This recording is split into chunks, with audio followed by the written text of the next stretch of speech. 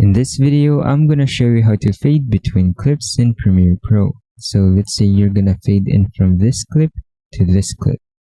So the first thing that you gotta do is drag your first video upwards and cover it around your second clip, right about here. And then the second thing that you gotta do is on your upper left corner, you'll see Effect Controls. But if you don't see Effect Controls, make sure to click on this arrow over here. Click on Effect Controls. Now that you're here, you'll see Opacity. Around here, you'll see a Toggle Animation. But before you activate Toggle Animation, make sure you click around this area over here, around the first part of your second clip, and Toggle Animation for 100%. And around the end part or anywhere in here, make this 0%. And drag this second animation to the right side, and now it will look like this.